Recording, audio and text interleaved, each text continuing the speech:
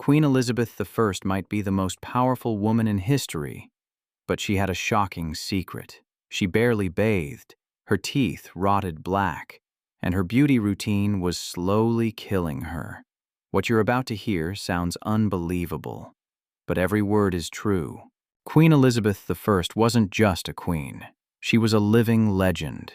She called herself the Virgin Queen, wore extravagant gowns covered in jewels, and ruled with a sharp mind and an iron will. People remember her for defeating the Spanish Armada and transforming England into a powerful Protestant nation. But behind the beauty and authority, beneath layers of thick makeup and shimmering pearls, was a woman driven by fear, pride, and deep obsession. Elizabeth cared intensely about how the world saw her, and when it came to staying clean, things became very strange. In her time, hygiene was not about health, it was about appearance, and Queen Elizabeth turned cleanliness into a performance. She believed water could make her sick.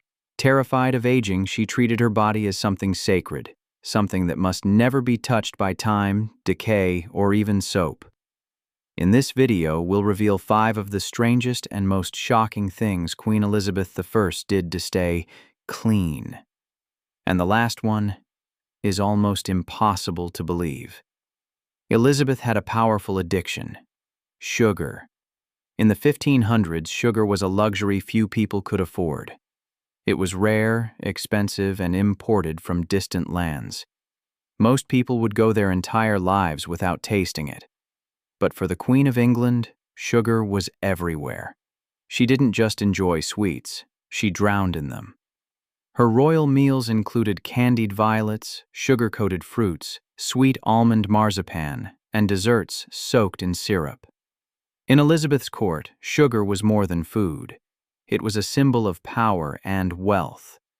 And Elizabeth used it to display England's rising status. But this sweet obsession came at a terrible cost. Dental care in the 1500s was primitive. Toothbrushes were rough, and most people cleaned their teeth with twigs, cloth, or crushed eggshells. The Queen, however, had her own special mixture, a homemade toothpaste made of herbs and sugar. Yes, the very thing destroying her teeth was also the thing she used to clean them. To make matters worse, she also used abrasive powders that slowly scraped away her tooth enamel. Over time, her once royal smile became something shocking. Foreign visitors noticed it. By the 1590s, her teeth were blackened, broken, or missing entirely. Her breath was said to be so foul it made courtiers physically uncomfortable, and sometimes her speech was difficult to understand because she spoke through a mouth ravaged by decay. Yet, Elizabeth refused to let doctors remove them. She was famously stubborn and terrified of pain. To prove the procedure was not deadly, one of her courtiers even volunteered to have a tooth pulled in front of her. Imagine that, a nobleman willingly screaming in agony just to convince the Queen to open her mouth. But perhaps the strangest part came next. Instead of mocking her decayed teeth, noblewomen in her court began copying them. They deliberately blackened their own teeth with soot and charcoal to match the Queen's appearance. In Elizabeth's world, even tooth decay became a status symbol. If the Queen had black teeth, then black teeth meant beauty, power, and wealth. The darker your smile, the richer you appeared. In a court where everything the monarch did became fashion, even rot could become desirable. That was the true power of royalty. You may have heard the shocking quote, "I bathe once a month whether I need it or not." Some historians believe Queen Elizabeth I actually said this. Others argue it's only a legend. But whether true or not, the quote perfectly reflects how people in the 1500s viewed cleanliness and how different it was from today. Back then, water itself was considered dangerous. People believed it could carry illness, weaken the body, and allow harmful air, known as miasma, to enter the skin. This invisible poison was blamed for spreading deadly diseases like the plague. To many, bathing wasn't healthy. It was risky, so Queen Elizabeth avoided it. Instead of washing with soap and water, she followed a very different routine. She frequently changed her linen undergarments, called shifts, sometimes several times a day. People believed these soft fabrics could absorb sweat, dirt, and toxins from the skin. No water needed, just fresh cloth. When she did freshen herself, she used rose water, vinegar, or herbal mixtures prepared by her royal apothecaries. These liquids were gently dabbed onto her skin by handmaids in a slow, careful ritual. It wasn't about hygiene, it was about appearance. Her body was treated less like a human body and more like a sacred object, something that had to remain flawless at all costs. Why didn't she simply take a real bath? Because bathing in a royal palace was no simple task. There was no plumbing, no running water. If Elizabeth wanted a bath, servants had to bring out a massive wooden tub, heat dozens of buckets of water, and carefully pour and prepare everything by hand. It was closer to organizing a royal ceremony than a daily routine. Bathing was a luxury, not a habit. And yet, people still considered her clean. She wore hundreds of gowns made of fine silk and velvet. She surrounded herself with the scent of flowers and spices. She carried perfumed gloves, scented handkerchiefs, and demanded a flawless appearance from head to toe. But all of this created only an illusion of cleanliness, not true sanitation. There was no scrubbing, no rinsing, no soap. Elizabeth did not avoid bathing because she was lazy or careless. She avoided it because too much reality could destroy her carefully crafted image. Water could smudge her pale makeup. It could soften the illusion. It could make her look human. And in Elizabeth's mind, a queen was never meant to appear human. Queen Elizabeth's face is one of the most iconic images in history. Pale as porcelain, smooth like marble, and almost unnaturally perfect. But that flawless beauty wasn't real. It was a mask painted every single day, not for vanity, but for power. In Elizabeth's time, pale skin symbolized wealth, purity, and divine favor. The whiter your complexion, the higher your status. Elizabeth took this idea to the extreme. She didn't simply wear makeup, she used it to construct a myth, an ageless, untouchable version of herself that could never appear weak. Her most trusted cosmetic was called Venetian ceruse, a mixture of white lead and vinegar. It created a perfectly smooth, luminous finish, while silently poisoning her. The toxic lead seeped into her skin, causing rashes, open sores, and permanent scarring. As her real face slowly deteriorated, Elizabeth responded by applying even thicker layers of makeup. Layer upon layer until her appearance hardened into a frozen, artificial mask. But the danger didn't stop there. For her lips, she used bright red pigments made from mercury, one of the most poisonous substances known. Over time, the effects became visible. Her mood shifted unpredictably, her memory weakened, her hands trembled, her body grew frail. These were classic symptoms of mercury poisoning. Yet Elizabeth had no idea she was harming herself every time she painted her face. So why did she continue? Because her face was no longer just her own. It belonged to England. Her image represented authority, stability, and divine rule. It made her appear timeless, almost godlike. She even controlled how she was portrayed in art. Painters were forbidden from showing her real features. Instead, they had to copy official face patterns based on her younger portraits. No matter how old she became, her painted image remained unchanged, youthful, perfect, eternal. Elizabeth also refused to be seen in harsh, natural light. Candlelight and shadows helped conceal the truth. In her final years, whispers spread that her makeup had become so fragile that even a light touch could cause it to crack and crumble. She rarely washed her face. Why would she? Washing it meant destroying the illusion, revealing a vulnerable, aging woman beneath the mask of the Virgin Queen. Historians still debate whether she understood the danger of her cosmetics, but one fact remains clear. Elizabeth chose the mask over her health. She was willing to sacrifice her own body to preserve the legend of Gloriana. To truly understand Queen Elizabeth's strange hygiene habits, you must first understand her greatest fear: losing control. Every detail of her appearance, her painted face, perfumed gloves, and carefully chosen scents, was not simply about beauty. It was about power. In Elizabeth's time, bathing was more than rare. It was seen as dangerous. People believed water could spread disease, weaken the body, and expose a person's vulnerability. To appear physically exposed was also to appear politically exposed. And Elizabeth, who had watched her own mother, Anne Boleyn, destroyed by court politics, refused to show any sign of weakness. To her, a naked body was a vulnerable body. So instead of water, she created an entirely different form of cleanliness, one built on perfume, ritual, and illusion.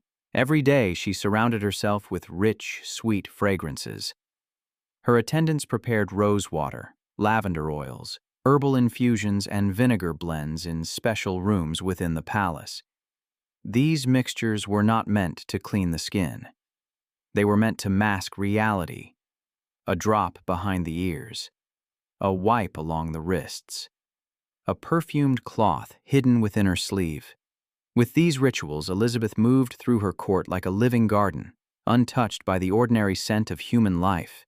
She also carried pomanders, small decorative containers filled with aromatic herbs and resins.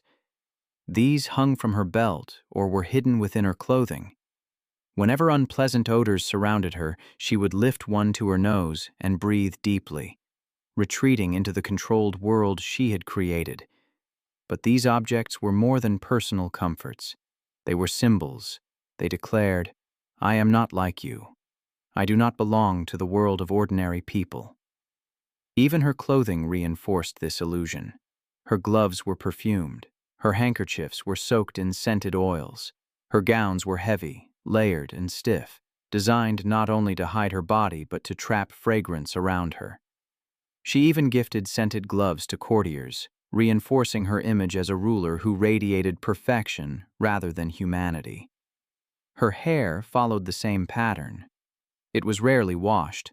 Water was considered risky, especially for someone who wore heavy cosmetics. Instead, her natural hair was treated with sugar water and egg whites, then heavily powdered to maintain a rigid shape. As she aged, likely suffering from years of lead and mercury poisoning, she began to lose her hair. To maintain her image, she adopted elaborate wigs, especially auburn ones that reflected her youthful appearance. But beneath the powder and perfume, her real body was deteriorating. Years of toxic cosmetics had left her skin scarred, thin, and fragile. Rumors spread of peeling flesh, open sores, and a face too damaged to touch. Still, Elizabeth continued to apply thicker layers of makeup. She even banned mirrors from her private chambers. No one was allowed to see the truth, not even the Queen herself. It was said she employed a servant whose sole duty was to secretly powder her shoulders to ensure that no one ever glimpsed her real skin. Elizabeth had become trapped inside her own illusion. For her, bathing was not avoided simply because it was difficult. It was avoided because water could wash away the mask. To wash the body was to admit it could age, weaken, and decay. And Elizabeth had spent her entire life convincing the world she was something beyond human. In her later years, she carried a scented walking stick. When passing foul-smelling courtiers, she would raise it to her face, not just to block the odor, but to send a message. "I am the Queen. I do not belong to your world." Her body was no longer just flesh and bone. It had become a symbol of the crown, a symbol that had to remain perfect, even if the truth beneath it was slowly falling apart. To Elizabeth, cleanliness was never about health. It was about remaining untouchable. From the outside, Queen Elizabeth's palaces appeared almost heavenly. Massive stone walls, glittering ceilings, velvet carpets, and grand halls filled with music, silk, and golden light. But beyond the royal image lay a far less glamorous reality. There were no toilets, no sinks, no plumbing. Behind all the beauty, the queen lived in a world that often smelled like a sewer. Her most private toilet was a decorative wooden chair known as a close stool. Elegant on the surface, it concealed a simple ceramic pot beneath the cushion, a container for human waste. It had to be emptied, cleaned, and perfumed several times a day, and this task was not performed by an ordinary servant. It was carried out by one of the most trusted figures in the royal court, the groom of the stool. Despite the unpleasant title, this man held significant power. He was chosen for loyalty and discretion, often becoming one of the queen's closest confidants. He did more than assist with her most private needs. He helped her dress, managed confidential matters, and sometimes even discussed sensitive political issues. In the strange hierarchy of Tudor court life, proximity to the queen, even in her most personal moments, meant proximity to power. But the rest of the palace was far more disturbing. Without plumbing, everyone relied on chamber pots, buckets, and waste bowls. These were emptied into cesspits beneath floors or dumped just outside palace walls. Cleaning this waste fell to workers known as gong farmers or night soil men. They labored in darkness, carrying heavy buckets of human waste through narrow corridors, trying not to spill the contents as they emptied them into open trenches. The smell was overwhelming and nearly impossible to eliminate. To mask the stench, herbs like lavender and rosemary were burned throughout the palace. Floors were covered with straw and rushes soaked in scented oils, but these coverings were rarely replaced. Beneath them accumulated layers of dirt, crumbs, rot, and decay. Even the queen herself could not fully escape the odor. She frequently moved her royal court from palace to palace, not only for political reasons but also to escape worsening sanitation. The longer she remained in one place, the more unbearable the waste problem became. No amount of perfume could hide the truth forever. This was the hidden reality of royal life. A world of gold and velvet on the surface, but decay and disease underneath. A place where immense power existed side by side with filth, and at its center stood the most powerful woman in England, constantly battling the physical reality of her own kingdom. Yet Queen Elizabeth did not rule by accident. She ruled through strategy, symbolism, and illusion. Her strange hygiene practices were not signs of laziness. They were deliberate. Every skipped bath, every drop of rose water, every powdered wig formed part of a carefully constructed performance. In a world where a woman's authority could be destroyed by a single rumor, Elizabeth transformed herself into something untouchable, ageless, divine, beyond human. She understood a dangerous truth. To bathe was to risk the mask. Water could wash away her illusion of perfection. A bare face could invite judgment. An aging body could weaken her power. So she chose another path. She powdered, she perfumed, she painted, she posed, and in doing so she became a legend. Queen Elizabeth I may not have been clean by modern standards, but she was flawless by design. In her world, soap and water were not tools of health. They were threats to power. She mastered the art of being seen without ever truly being known. Because in the end, her true cleanliness was never about her skin. It was about her image. And for a queen, image was everything.